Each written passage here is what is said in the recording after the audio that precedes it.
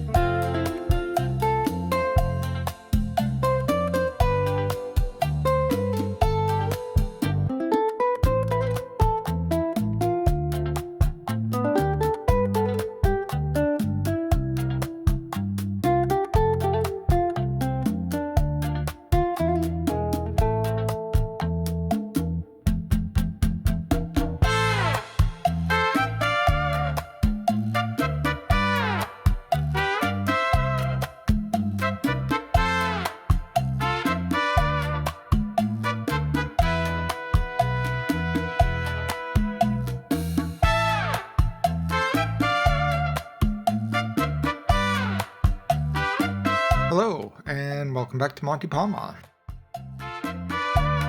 In this episode, we're going to continue working on this little island.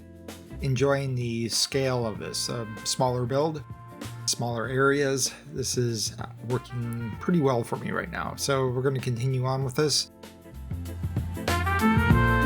In this episode, we're going to be creating...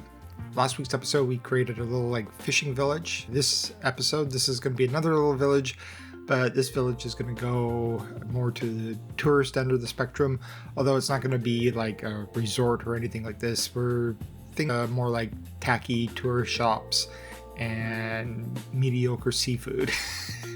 Well, maybe not mediocre seafood. Maybe it has some really good restaurants and stuff, but it's a tourist area that a little more authentic than a lot of the resorts that are going to be right out along the coastline.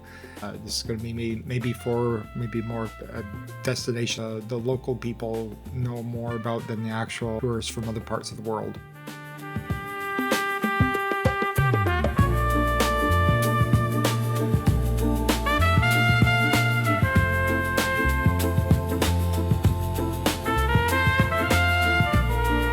I'm still coming to terms with exactly how much detailing is going to be required here. It's going to be fairly substantial, so we've got to keep the scale of the builds is going to be a little smaller.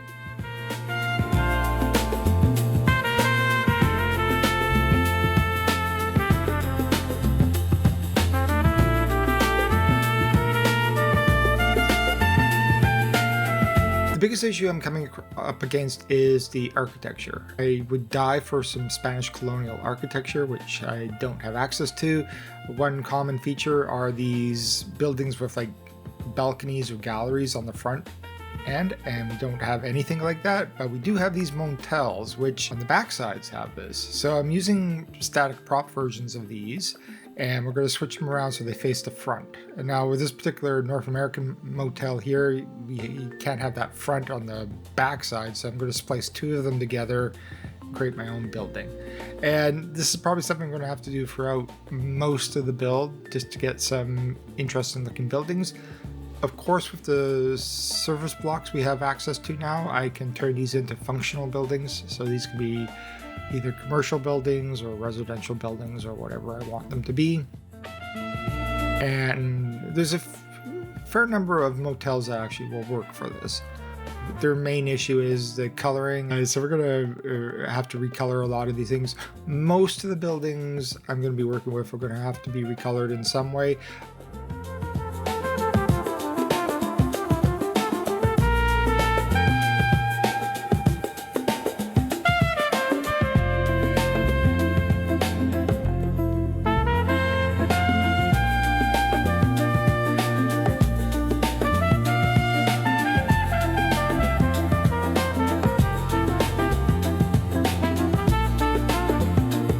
And a few of the northeastern buildings, not very many of them, it would start skewing the aesthetics, but some of these older ones I think will work quite well. I wish I could recolor these, but recoloring only seems to work on the brick on the backside of the building, not the facades.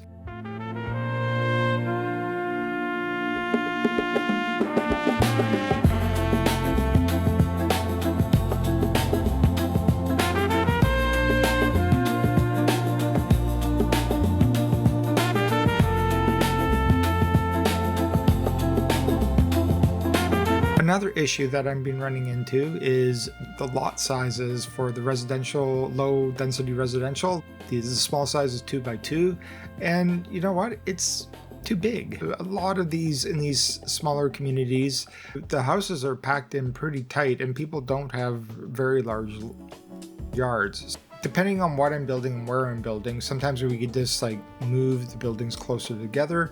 If there's pathing issues or something like that, I'm going to switch to using the static prop versions, and once again we'll just put service blocks inside them to make them functional.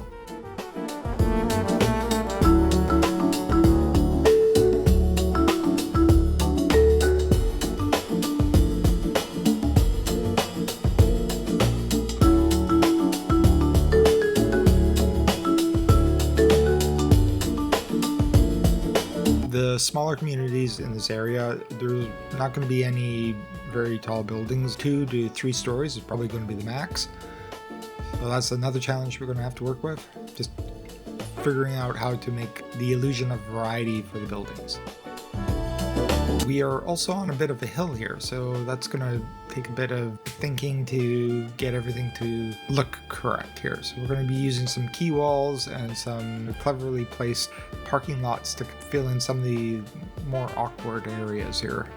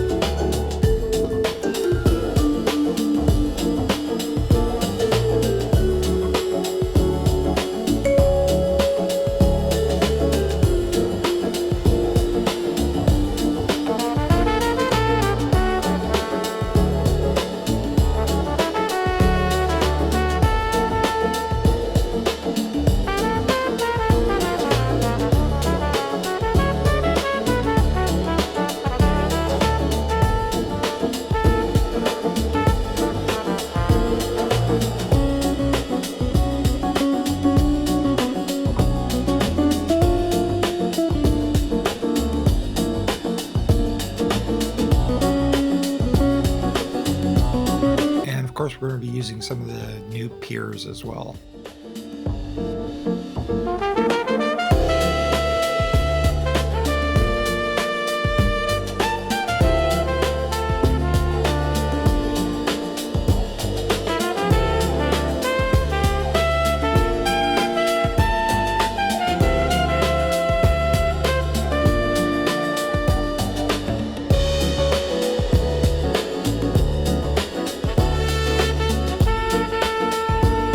Another nice thing about using the static assets is we can take a house like this one here, and rather than make it a residential house, we can turn it into an actual business instead.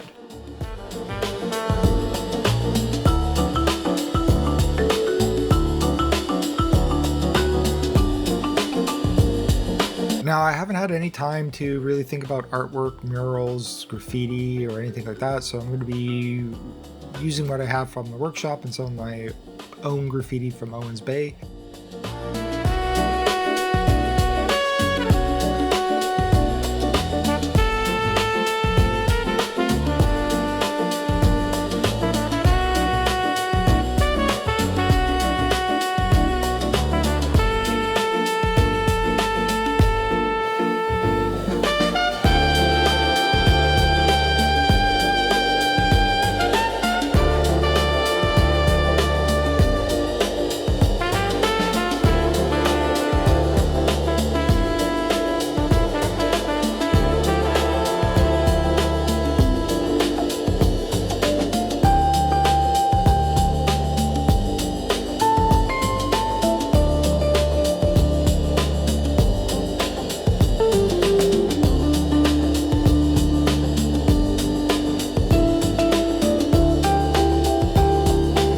Also, I can use some of the Southwest assets. Once again, you have a light touch of them. This one here, though, I think blends in pretty well. Now, this is going to be trying to attract tourists, like North American tourists. I gotta find buildings that act as tourist attractions. So we're using the tower, the top of the Eastern European fire station. Luckily, it's a separate asset, so we can place it into our own building here.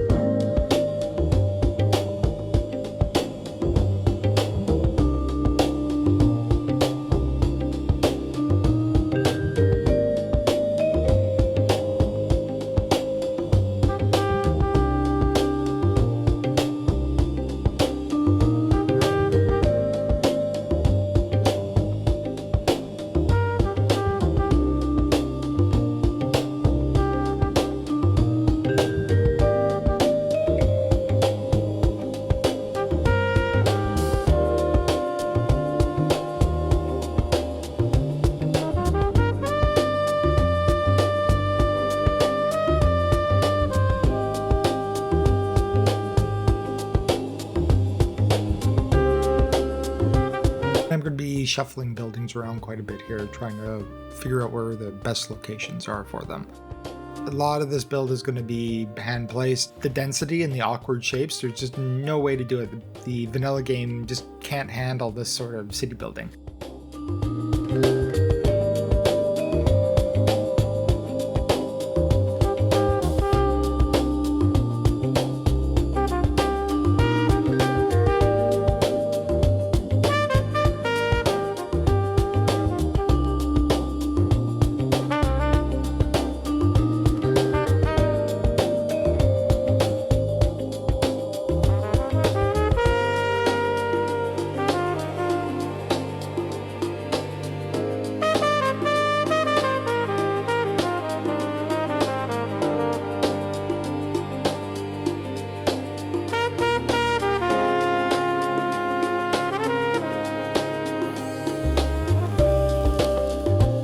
And I've been slowly working through the assets, finding there's assets from pretty much every collection, like this one's Eastern European right here.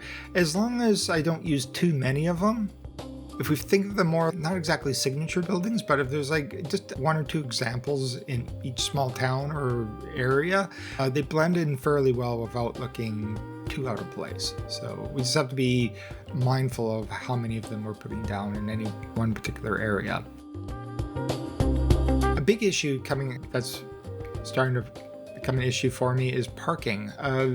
There's not a lot of examples of massive parking lots, so where everybody's going to be parking their cars. And from my Google Street View, I've been looking at it, everybody has cars, so you have to figure out a clever way to provide parking for everybody.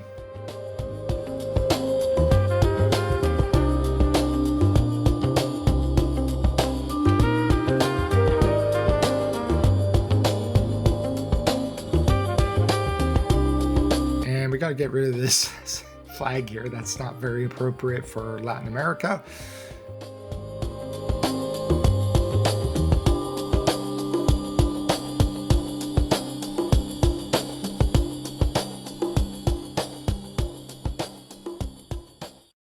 Now, the Mediterranean buildings are aesthetically fairly close, but they're way too high. So we're using static versions here, and we are sinking them into the ground and turning them into 3-story buildings. This works fairly well. Like the doors here on the front, those are the right height, so they look appropriate. I'm also using some Chinese assets here. The Chinese buildings, like the houses and stuff, will work quite well. These ones here, we're just going to turn them into sort of a townhome type of arrangement. Since this is catering to tourists, these might be vacation properties or something like that.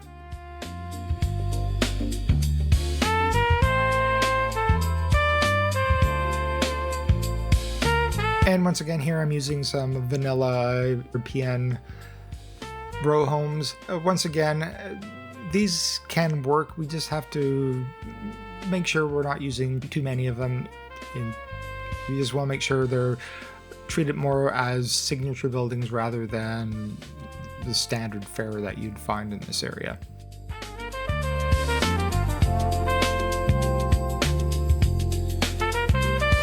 This one was a bit tricky.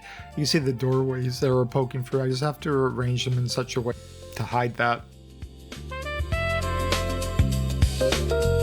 So just move them around a bit until we find something that works. It's not perfect. We can't really get too close to this. Even at a close distance, it looks fine.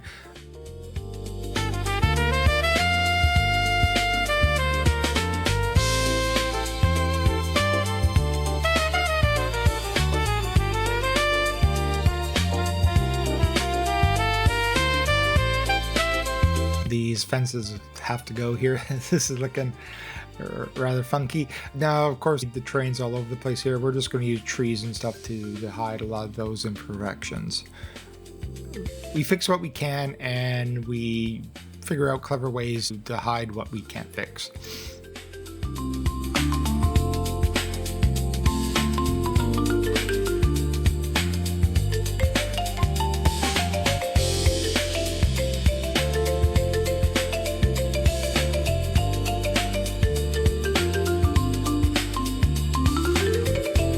I'm also going to be using Harbor Master J's piers here for quite extensively for like kind of a boardwalk area around the beach side. These are I still find these extremely useful. Here I'm just going to be like fitting them around the beachside buildings, giving them a bit of a dock area. Now there's a beach here, but it's not like a nice beach, like a swimming beach. This is completely surrounded by lower end restaurants and stuff like that, so it's just a place you come hang out and have a beer, some snacks and stuff. It's not a place you go and hang out at the beach.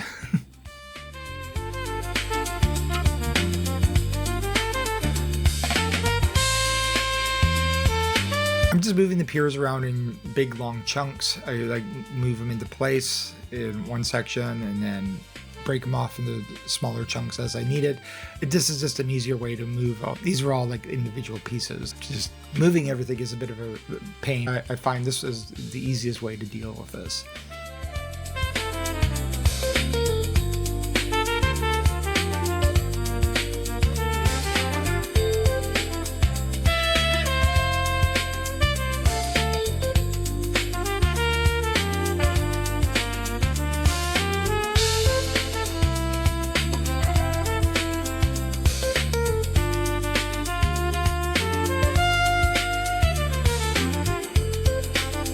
there is a bit of jank on the back side of this, so I'm just going to use one of these prop pillars here to hide the lower section.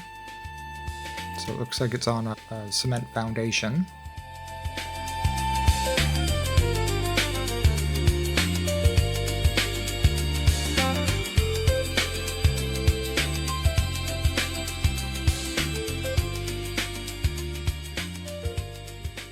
And some static vision decals, so make it look like old brickwork.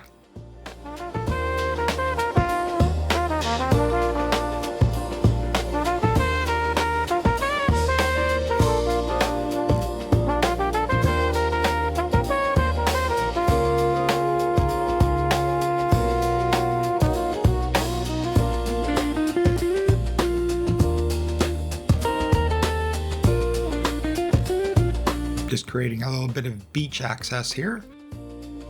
I'm gonna paint an invisible pathway along from here, loop around along the beach and come up on the other side.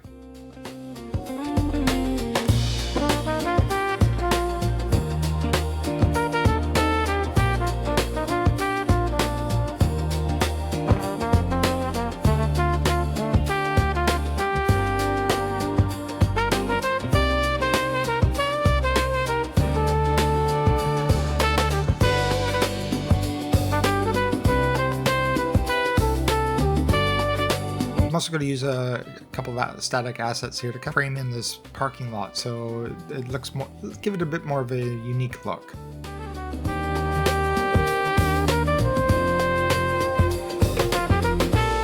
And recolor the piers so they look a lot older and a lot more weathered.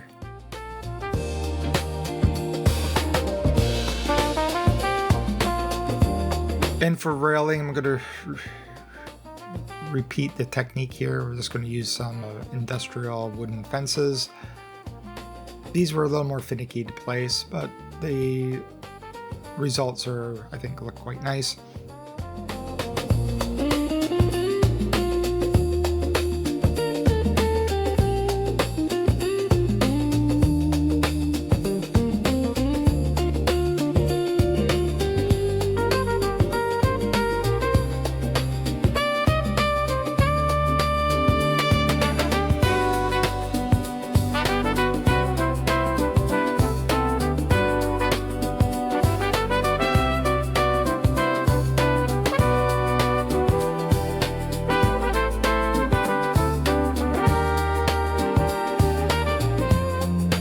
I'm also going to be placing a few ramps here so people can get from these piers down to the beach.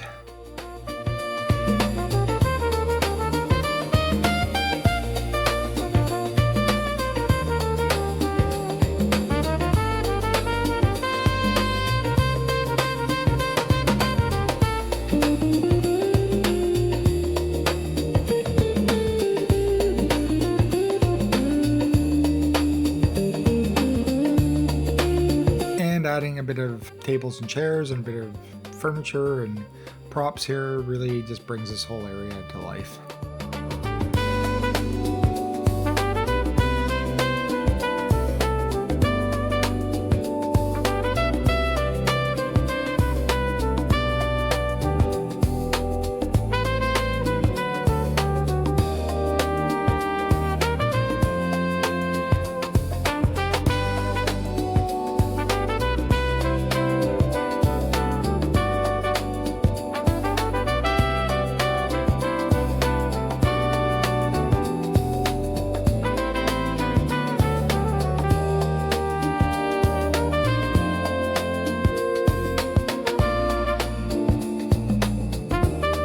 Got a little carried away here of these umbrellas where just prune back a few of them.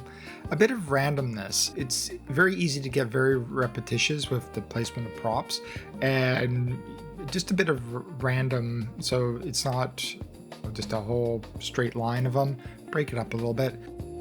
I'm also going to be using static noises decals here for under the docks, and like I said, this is not like some wonderful beach you go hang out and go swimming in. This is, you know, in a water side, so the beach isn't perfect, so I'm going to use a few decals here to sell that look.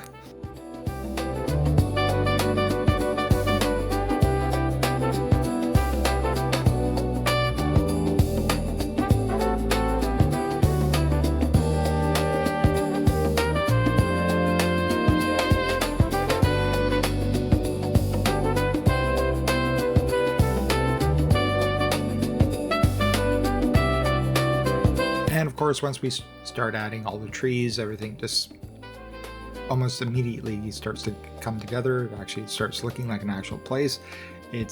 I'm always surprised how important trees and ground cover are to the actual build. I'm also using these giant cement blocks here for foundations for some of the static props. They sometimes have a tendency to want to float in the air. It's kind of hard to get them unless you're placing them on perfectly flat ground. They used to have foundations to them. For some reason they changed that. I prefer it with the foundation. I wish there was both, but we can fake it. Also cobblestone here just to cover them so it looks a little older.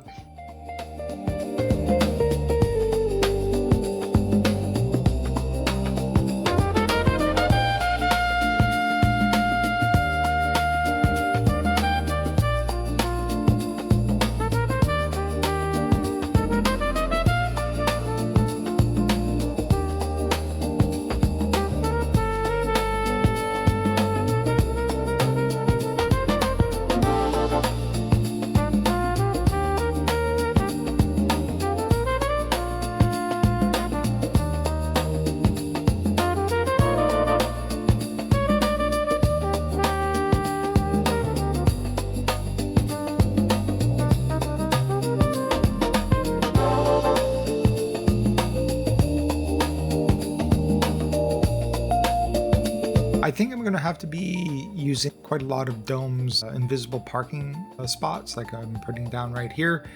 It doesn't seem quite appropriate to make gigantic parking lots, at least not everywhere, obviously a few locations. So I think this might be the solution to figure out parking for everybody, is just sneak parking in a bunch of random spots rather than trying to create full-on parking lots. And now I'm going to be recoloring everything. What I noticed here is where I put in all the piers around the buildings and stuff, when I recolored them, it screwed up all the piers. It knocked them all out of place and stuff. So keep that in mind when recoloring and doing custom work like that. It might be best to recolor first and then add your custom props after. Otherwise you have to go back and fix the problem. You can see it here if you look closely at where the patios and the seating areas are. The docks are now all out of whack. For some reason when I'm building it, I didn't notice it till later. It was fairly time consuming to go in and have to fix all that.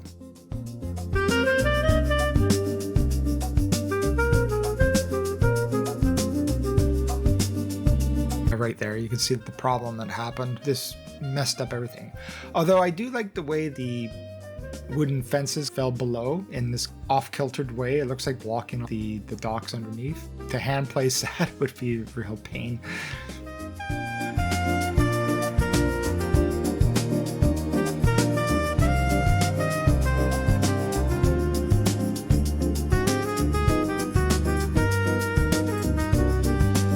So this roundabout is going to basically function as our town plaza. Since it's a tourist destination, I thought maybe something a little more interesting for the tourists. So we're going to create a custom fountain here using some of these heads. Now, depending on where we are in Central America or Latin America, stone heads are actually something that actually is a thing. What is it, Guatemala? I forget where exactly, but buried stone heads, yeah, that's an actual thing. I wanted to use the actual athlete's house here, but the pathing, it just would not fit, so we're using a static version of it, and I'm just going to make something a little custom here. Once again, we're going to use the surface blocks to give it some functionality as an actual home. I believe in the vanilla version of this, it's a single residence. I'm just going to turn it into like a medium density apartment block for my purposes.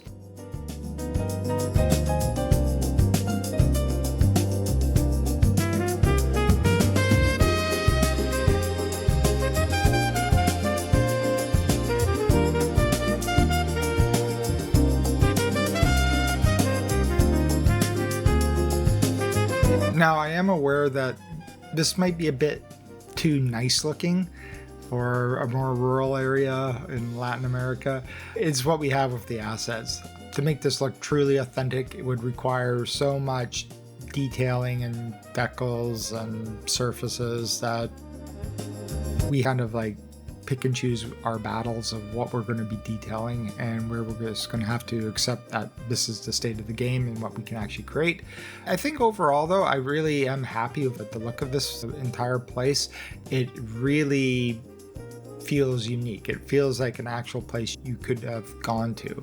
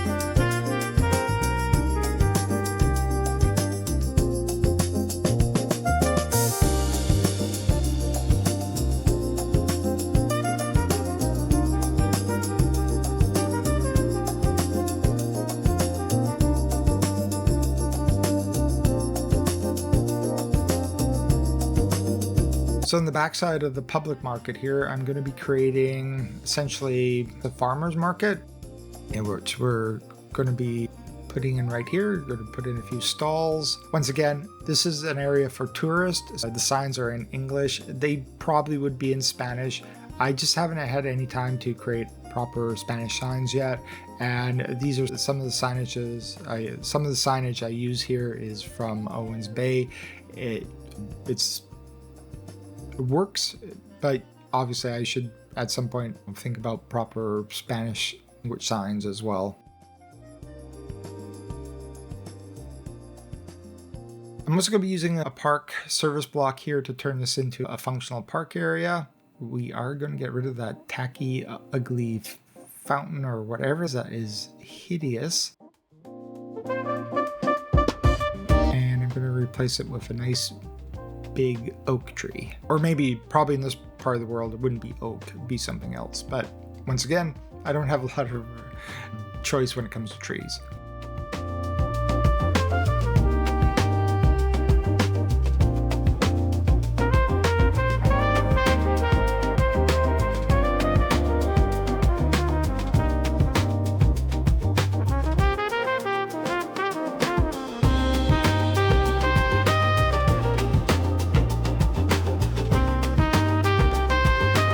So yeah, here's the signage. This is a public market sign I made for Owens Bay. I'm just going to reuse it here. And we could just say that the region's in English as they're trying to cater to North American tourists. We also have to deal with the fact that all the signage in-game is English. I'm not going to be going for replacing all the signs. In Latin America, quite a lot of the advertisement is in English anyway, so we can just work with it. I'm also going to be using some murals I made for Owens Bay as well, like this one.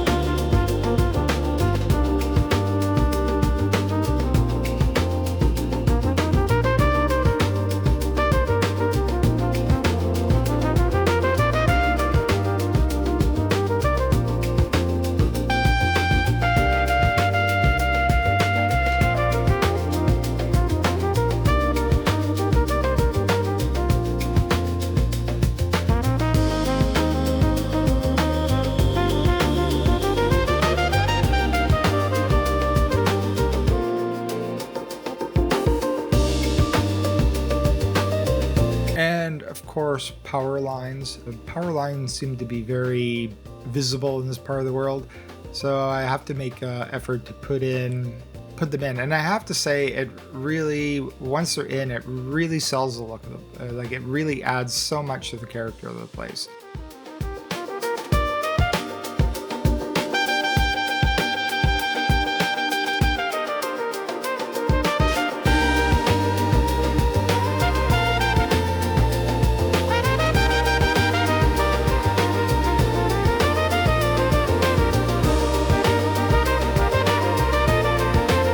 Roads. Now, in the last episode, I was using some net lanes to cover them up, make them look a little like more rough and a little more worn out. This is fairly hilly in here, and net lanes don't really play well with hills. So I'm going to be using another technique here where I'm going to be drawing on a few surfaces. This one is the light stain base, and then over top of it, I'm going to be putting these rocky surfaces. This gives a very nice worn out road effect. I quite like it. It's rather labor intensive though. It's not a technique I'd want to use on the entire map. It would take quite a long time, but as you can see here, the effect is really quite nice. I'm not going to be showing all of it here. It's just very repetitive work. I'm just showing you a few examples of how it works right here, so you can see the technique, but most of this I'm going to be doing off camera.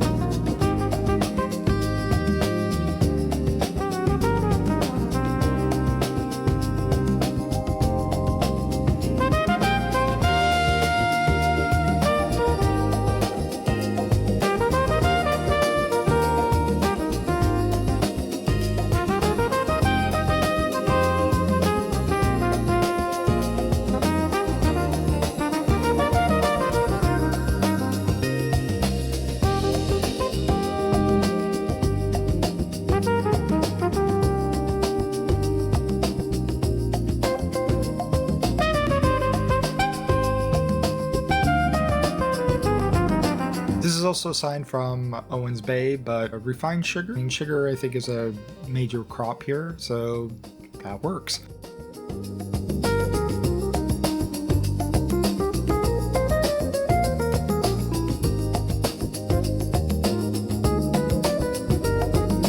Now this fruit sign, this definitely would be in Spanish. It's what I have available at the moment, and it works.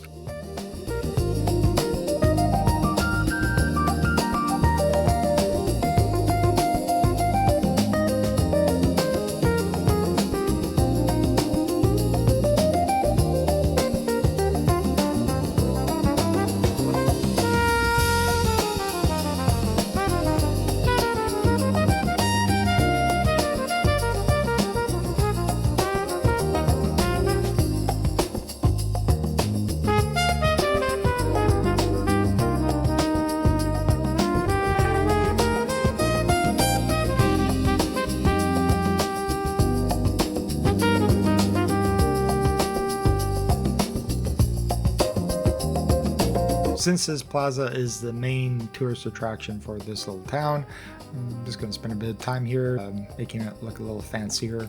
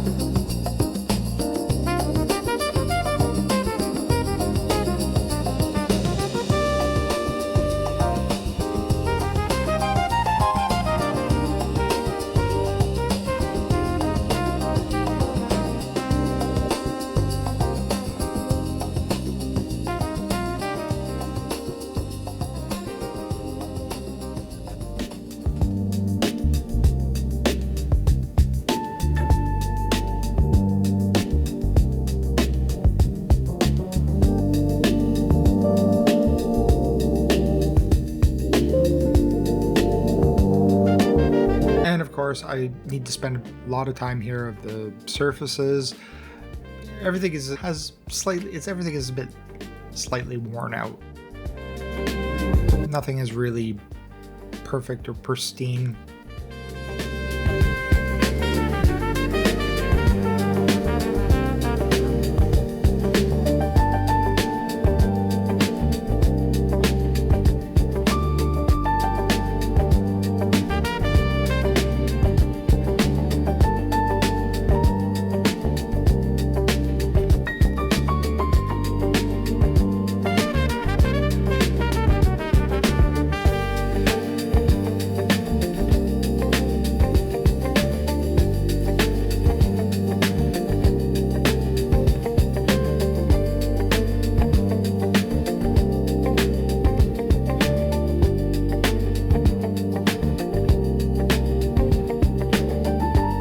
I didn't realize it, but the floating animation is actually part of the asset, so it can't really set it on the ground like that. So we're gonna have to put it back in the water.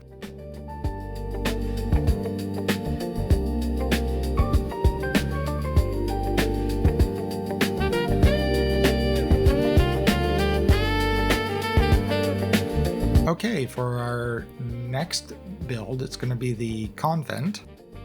And I'm going to place it over here up on a little bit of a hill. For this particular area of the map, I haven't really thought too much about exactly what's going to go out here. Obviously the convent's up on the hillside here, but for the rest of it, I don't really have a plan for it. So it's just going to be the convent for now. And we'll come back to this in a future episode to figure out what else goes in this area. For the convent, I'm going to copy what I did in Owens Bay. I made a monastery in Owens Bay. This particular church asset, or the graveyard asset, are going to be our main building. It works very well for a generic religious building. And one of the great things about it is it's very easy to splice a number of the static props together to create a unique looking building. So this is really easy.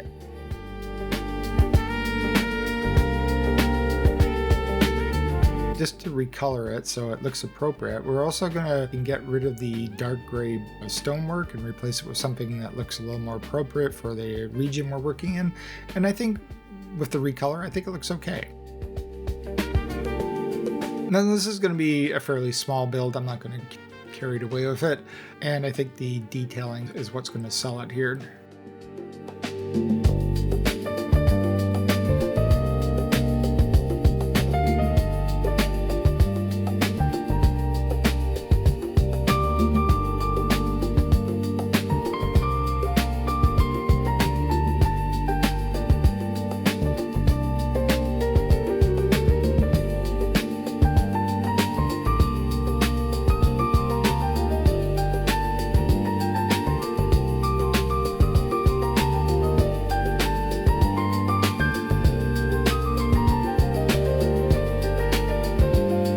It took me a long time to figure out that with these surface like cobblestones and stuff, to get them to line up properly the direction you want, the line you start with is where all the cobbles will align to. So that's a very useful thing to keep in mind when you're trying to get it to line up square, so it's not sitting at some strange weird angle or something like that.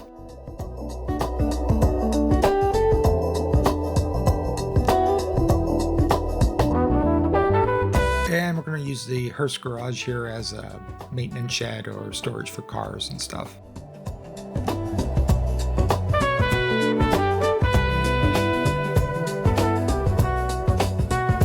Now, like I said, with the monastery, I have no idea what really they do at a convent, so I'm going to assume they have some gardens and such to grow their own vegetables, support themselves, maybe sell some of the excess.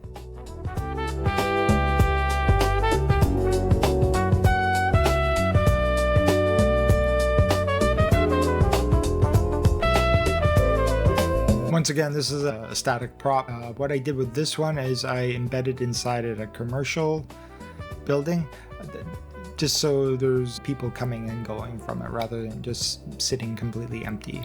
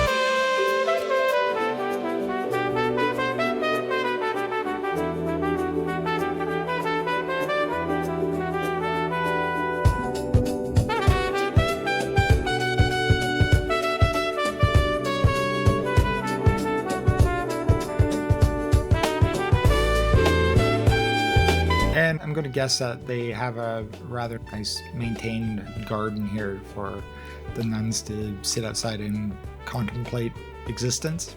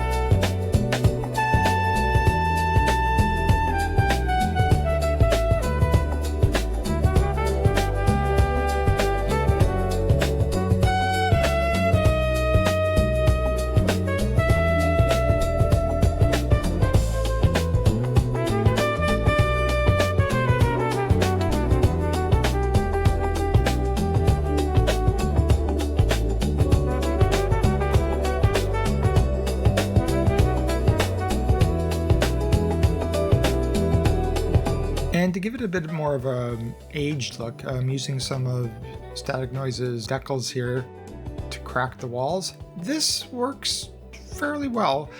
Keeping in mind these decals were never purpose-made for this, so if there's an actual decal that was actually made for this sort of use, I could see being able to do quite a lot with this.